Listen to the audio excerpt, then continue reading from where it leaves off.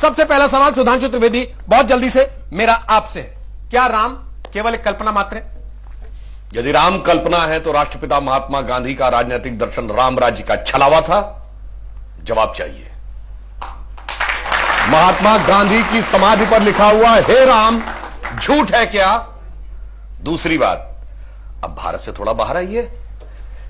पिछले ही साल याद है दीपावली में साउथ कोरिया की फर्स्ट लेडी आई थी, क्योंकि वो मानते हैं उनके परिवार की डिसेंडेंसी भगवान राम से। थाईलैंड का किंग टाइटल होल्ड करता है, किंग रामा द 9th।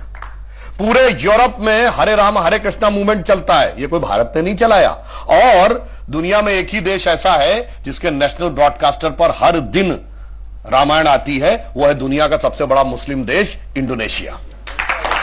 ठीक, और आप जाइए बाली जाइए, इतनी बड़ी वहां पे मूर्तियां नजर आती हैं राम लक्ष्मण और उनकी वो। और रावण का देश Sri Lanka, officially government of Sri Lanka कहती है लिखित में कि राम थे और राम के ये ऐतिहासिक स्थल हैं, मगर दुर्भाग्य कि राम का देश भारत आज इस बात पे बहस करता है कि ये नहीं है। अब मैं एक और वैज्ञानिक बात कहता हूं, सारी चीजों के बारे में तो टेक्नोलॉजी बदलती रहती है, नई नई चीजें आती रहती हैं। पहले रडार मैपिंग नहीं थी, आर्कियोलॉजिकल एक्सकवेशन नहीं था, अंदाजेस किया जाता था, अब मैपिंग के थ्रू किया जाता है।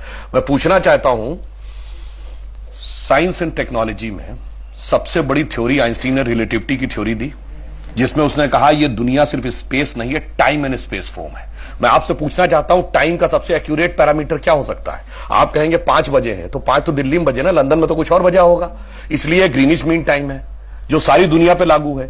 अगर आपसे पूछूं टाइम का एब्सोल्यूट पैरामीटर क्या है जो दुनिया में यहां पर छोड़िए, धरती पे, मंगल पे, बृहस्पति पे, किसी पॉइंट ऑफ सोलर सिस्टम पे लागू हो, it is only the relative motion position of the planet. और भगवान राम के रिलेटिव मोशन ऑफ प्लैनेट यानी एग्जैक्ट टाइम लिखा है।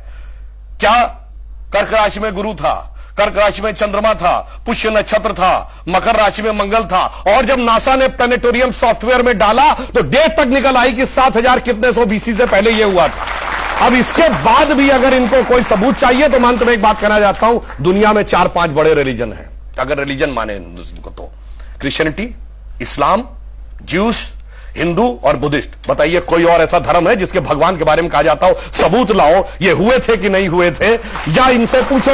और भगवान राम की पहले की भी वंशावली अवेलेबल है और बाद की भी। बाकी दुनिया में जितने भी लोग हुए, बाद की कुछ की अवेलेबल है, कुछ की तो पहले और बाद की भी नहीं अवेलेबल है, पहले किसी की नहीं अवेलेबल है। मगर राजा इक्ष्वाकु से लेकर उसके बाद उनके पुत्र इतने साल राज किया, भगवान राम के बाद इतने इतने, पूरा डिटेल सब कुछ झुटलाने का प्रयास केवल इसलिए होता है कि हम पे हुकूमत करने वाले जो लोग थे ना, अंग्रेज, उनको तो कहते हैं, अब मैं किसी धर्म ग्रंथ के खिलाफ नहीं, कहते हैं 14,000 साल पहले दुनिया बनी थी। अब कैसे मान लें कि उससे ज्यादा पुराना हमारा है? इसलिए सारी की सारी समस्या है। जिनका कि कैलेंडर 2000 साल पहले शुरू होता है या किसी का 1400 साल पहले शुरू होता है, कैसे मान ले हजारों साल पहले का था? समस्या यह है और कुछ नहीं है। देखिए, मैं ये कहना चाहता हूं कि जब एकदम सबूत की और टेक्निकल बात होती है तो ये जैसे उन्होंने कोर्ट केस की बात की, आपको पता है मुस्लिम पक्ष इसमें कब आया है?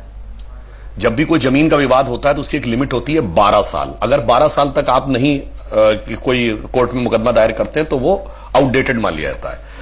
1949 दिसंबर में मूर्तियां प्रकट हुई और जब पूजा शुरू हुई, ये जानते हैं केस कब आया? दिसंबर 1961, जब 11 दिन रह गए थे वो 12 साल की मियाद खत्म होने में। इसका मतलब पहले 11 साल तक कोई समस्या नहीं थी, 12 साल तक अचानक वो 61 में पैदा हो गई।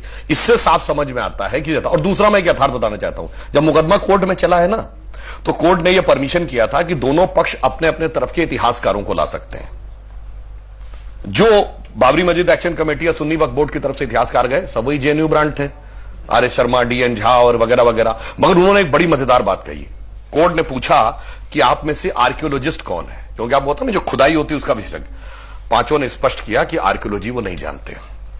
दूसरा प्रश्न पूछा गया, दूसरा प्रश्न यह था कि सारे डॉक्यूमेंट 2 ही भाषाओं में लिखे, संस्कृत और फारसी।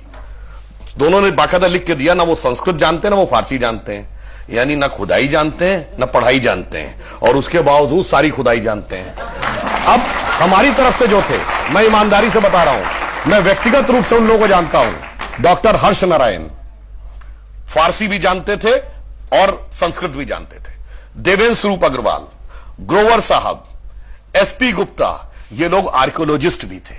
तो हमारी तरफ से अकाट्य प्रमाण लिंग्विस्टिक भी रखे गए, यानी लिटरेरी एविडेंस और आर्कियोलॉजिकल एविडेंस।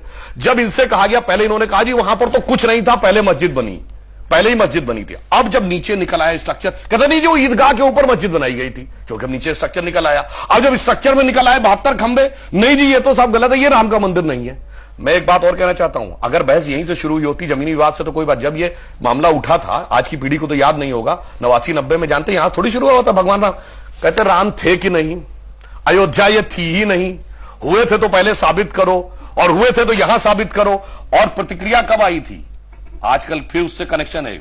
शाबानो केस में भारत की सरकार ने एक निर्णय लिया कि धार्मिक मामले में रत्ती भर भी हस्तक्षेप नहीं करेंगे, क्योंकि धार्मिक मामले का पूरा सम्मान करती है सरकार, ये आस्था से चलेगा। तो अगर 100 या 80 रुपया मुआवजा जो शाबानो को तय हुआ था वो देने का निर्णय कोर्ट ने किया है, तो उसे पलट देंगे, कोर्ट का अधिकार नहीं है, धार्मिक भावना ऊपर है। और 1 साल बाद कहते हैं कि हमारे भगवान कहां पैदा हुए, तो कोर्ट में प्रूफ करना पड़ेगा, और अयोध्या में नहीं इसी जगह में पैदा हुए, यह प्रूफ करना पड़ेगा।